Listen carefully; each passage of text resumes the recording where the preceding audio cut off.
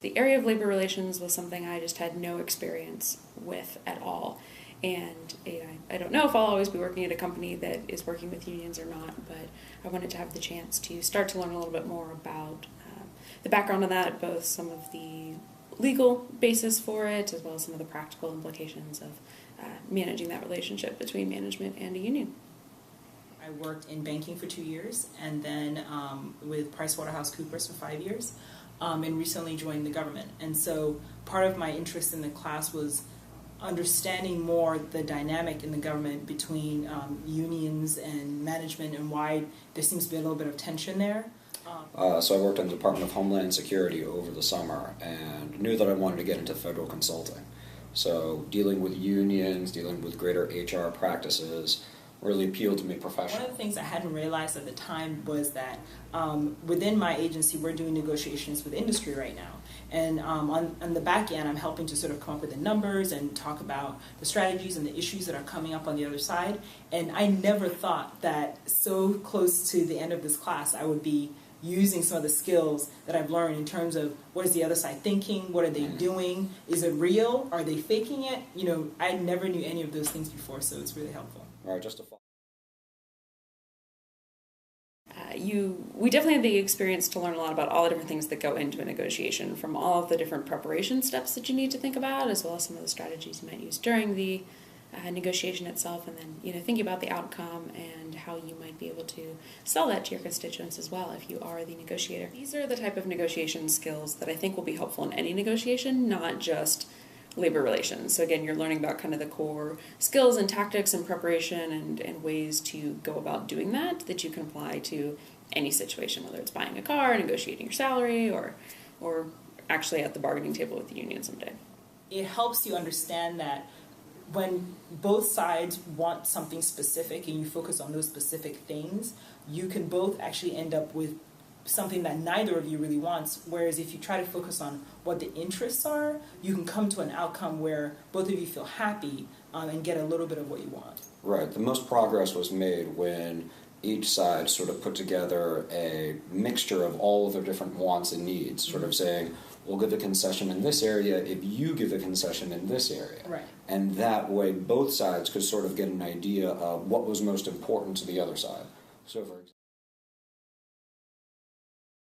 Professor McHugh uses a fairly structured set of questions coming in, and it might make you think that you actually would not get a lot of good discussion or debate going on around that, but he does include questions that are meant to really push you beyond just the facts into your insight, your opinions, your experiences. Use the study questions as a guide for the flow of the conversation, but it definitely wasn't a lecture-focused class. It was much more a dialogue between all of us. So here's this concept. What do you think about it? How does a specific case apply to it? Do you agree with it? Why? Why not? You worked with the facts that you had and thought about how to craft a compelling argument in front of a panel of our classmates that were acting as the arbitrators. So again, you could put yourself in and really start to think about what are the important elements to managing a grievance, how might you communicate those, what are some of the gray areas and the nuances where you really have to come up with an opinion and a way to work with that, even if it's not kind of black and white as to how this might go. Interesting situation to kind of jump right in and think a little bit more about the practical implications of what a grievance arbitration might look like outside of just the theory that we read about.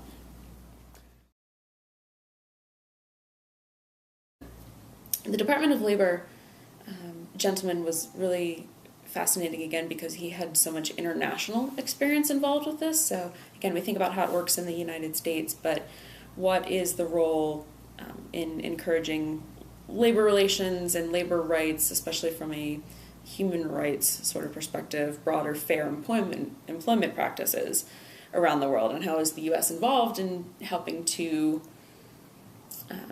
either encourage those or even be brought in at times to help create some of the institutional environment around it. As we're becoming leaders within our organizations, we want to understand, what are the risks out there? What are the options for us? How do we avoid employee issues, or what do we do when they come up? What are the resources available? So having her come, I thought was it sort of opened my eyes to what's out there. I think Professor McHugh knows his material and does a really good job of structuring discussion around it so that students from varying perspectives, didn't matter where you were on the spectrum of union or company or domestic, international, anything like that, able to bring in those perspectives and foster a productive dialogue so that everyone had their opinion heard and maybe even had their own mind changed and came out of the class learning something helpful for their careers in the future. I think Professor McHugh has a very unique style to teaching, and it made it such that we had engaging conversations throughout the classes. We had in-depth, useful readings. And the fact that I can apply this, I thought I was just going to apply it to a potential labor union issue, within the government. But the fact that I can apply it to that in the future, I can apply it to my relationships, I can apply it to salary negotiations, I can apply it to so many things. I mean, it just makes the class for me a goldmine because it's so much more than I even expected in the beginning. Sort of recognize, power dynamics and the way that business operates today in a way that I had never viewed before. Absolutely.